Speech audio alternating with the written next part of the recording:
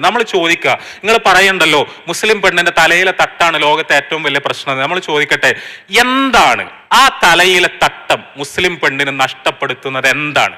നമ്മൾ തിരിച്ചു ചോദ്യം ചോദിക്കേണ്ടതാണ്. എന്താണ് മുസ്ലിം പെണ്ണിന് ആ തലയിലെ ഒരു തുണിക്കഷ്ണം കൊണ്ട് നഷ്ടമാകുന്നത്? അവരുടെ വിദ്യാഭ്യാസം നഷ്ടമാകുന്നുണ്ടോ? ഏതെങ്കിലും അവസരങ്ങൾ നഷ്ടമാകുന്നുണ്ടോ? അവരുടെ ബുദ്ധി നഷ്ടമാകുന്നുണ്ടോ? അവർക്ക് എന്തെങ്കിലും തലയിൽ തട്ടമിടാത്ത ഒരു പെൺകുട്ടിക്ക് കിട്ടുന്ന എന്തെങ്കിലും ഒന്ന് തലയിൽ തട്ടമുള്ളത് കൊണ്ട് ഒരു മുസ്ലിം പെണ്ണിന് നഷ്ടമാവണുണ്ടോ? അല്ലെങ്കിൽ തലയിൽ തട്ടമില്ല എന്നതുകൊണ്ട് അവിടെ ഇല്ലാത്ത, ഞാൻ പറയുന്നത് ഒരു തരത്തിലുള്ള സെൻസും ഇല്ലാത്ത എന്ത് തരം ആർഗ്യുമെന്റ് ആണ് ഇപ്പോ. പിന്നെ ഞാൻ കേരളത്തിലെ ഫെമിനിസ്റ്റ് പക്ഷത്ത് തന്നെയുള്ള രണ്ട് ബുദ്ധിജീവികളുടെ, രണ്ട് പ്രഗത്ഭരായ, ഇപ്പൊ ജയദേവിക, ജി അരുണിമ, നിങ്ങൾ കേട്ടിട്ടുണ്ടാവും. ഇവിടെ ഫെമിനിസ്റ്റുകളുടെ പക്ഷത്ത് നിന്ന് ശക്തമായി ഇടപെടുന്ന രണ്ട് ബുദ്ധിജീവികളാണ്. അവരിപ്പോ അടുത്ത കാലത്ത്, സമീപകാലത്ത് പറഞ്ഞ ഒരു പ്രധാനപ്പെട്ട ഒരു കാര്യമാണിത്.